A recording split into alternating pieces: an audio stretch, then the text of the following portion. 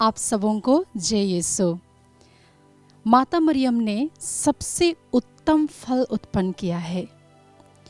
आज हम जानेंगे कि माता मरियम ने सबसे उत्तम फल उत्पन्न किया है।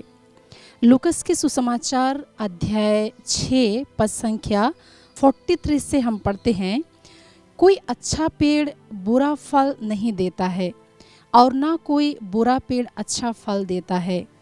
हर पेड़ अपने फलों से पहचाना जाता है। हर पेड़ अपने ही फलों से पहचाना जाता है। और संत पौलुस हमें बताते हैं गलातियों के पत्र अध्याय 5 पद संख्या 22 से कि पवित्र आत्मा का फल है प्रेम, आनंद, शांति, सहनशीलता, मिलनसारी, दयालुता, ईमानदारी, सौम्यता और संयम। ये पवित्र आत्मा के 9 फलों में से पहला फल हम लोगों ने सुना, वो कौन सा फल है? प्रेम। अर्थात यूहन हमें बताते हैं, यूहन के पहला पत्र अध्याय 4 पद संख्या 8 में कि ईश्वर प्रेम है। ईश्वर प्रेम है और पवित्र आत्मा का सबसे पहला फल है प्रेम। तो माता मरियम ने उस फल को अपने जीवन में 100% लागू किया। ये पवित्र आत्मा के जो 9 फल है उनमें से पहला फल है प्रेम और बाकी सभी फलों से माता मरियम संपन्न हो गई और उन्होंने प्रेम के फल को उत्पन्न किया है। क्रिस्त में मेरे प्यारे भाइयों बहनों, प्रभु हमसे यही चाहते हैं कि हम भी उस फल को अपने जीवन में उत्पन्न करें, जिस प्रकार माता मरियम ने उस प्रेम के फल को उत्पन्न किया। और आप लोग सब जानते हैं कि जब एलिजाबेथ ने कहा आप नारियों में धन्य हैं और धन्य है आपके गर्भ का फल, तो एलिजाबेथ घोषणा करती है कि माता मरियम आपके गर्भ में जो बच्चा पल रहा है वह एक फल है, अर्थात पवित्र आत्मा का फल। क्योंकि ज्यों ही पवित्र आत्मा माता मरियम के जीवन में उतरते हैं वह पवित्र आत्मा के फल से भर जाती है और वही फल है यीशु ख्रिस्त। हम यूहन के सुसमाचार अध्याय 1 पद संख्या 14 में पढ़ते हैं कि शब्द ने शरीर धारण करके हमारे बीच में निवास किया और वही शब्द है जो अनादि से अनादि है।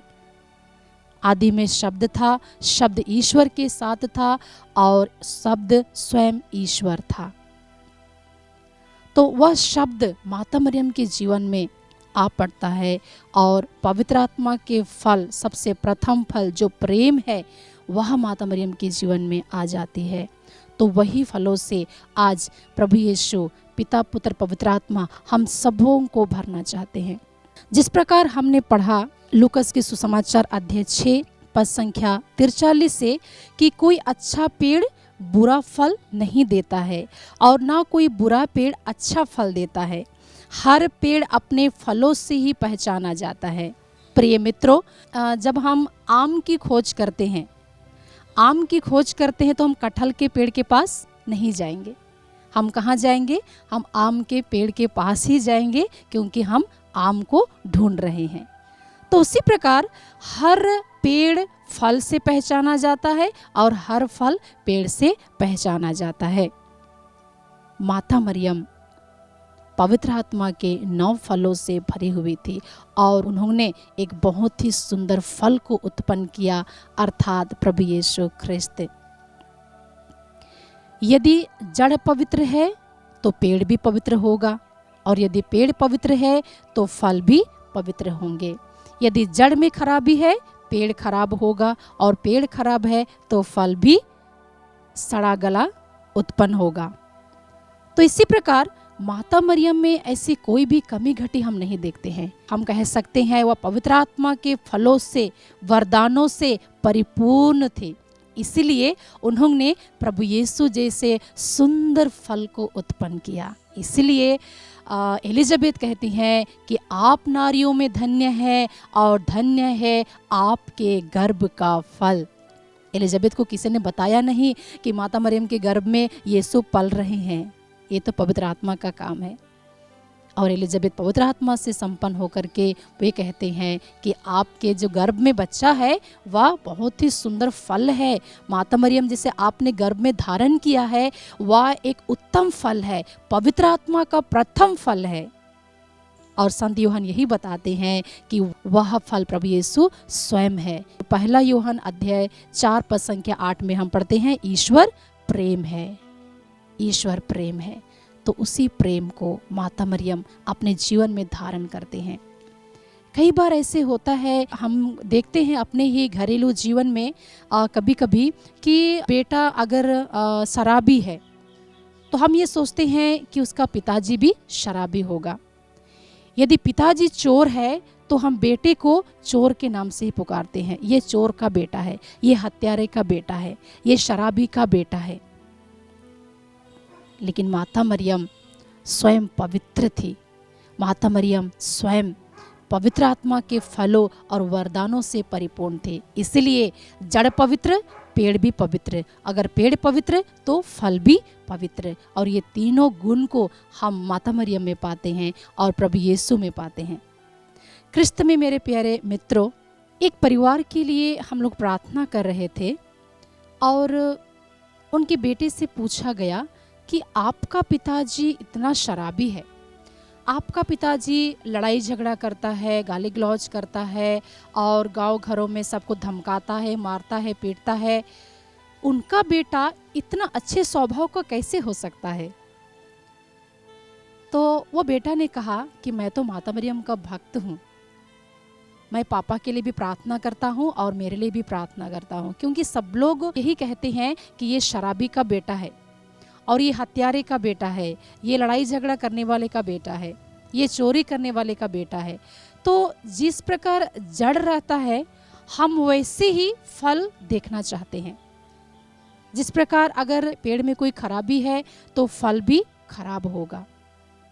लेकिन यहाँ देखने को मिलता है कि उसका पापा बहुत ही शराबी, बहुत ही लड़ाई झगड़ा करने वाला, आतंक मचाने वाला, लेकिन उनका बेटा बिल्कुल उल्टा।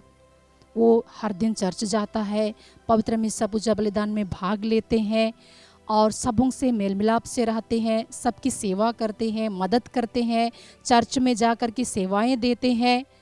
तो अच्छे अच्छे फलों से वह भाई भरा हुआ है।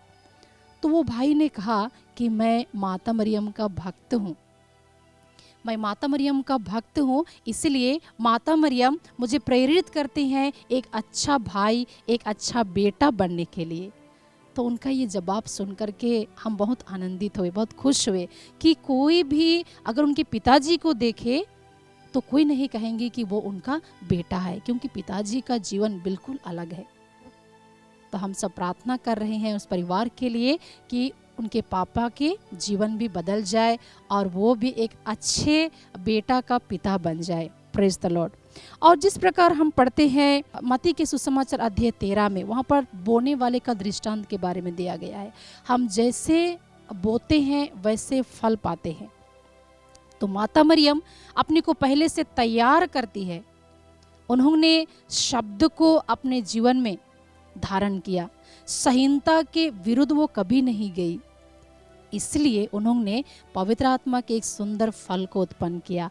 और वहाँ पर दिया गया है, किसी ने 30 गुना फल उत्पन्न किया, किसी ने 60 गुना फल उत्पन्न किया और किसी ने 100 गुना फल उत्पन्न किया। अर्थात 100 गुना फल देने वाली वो महिला है, वो कुंवारी है माता मरियम, जिन्होंने अपने जीवन में 100 गुना फल उत्पन्न किया, अर्थात प्रभु यीशु को उत्पन्न किया।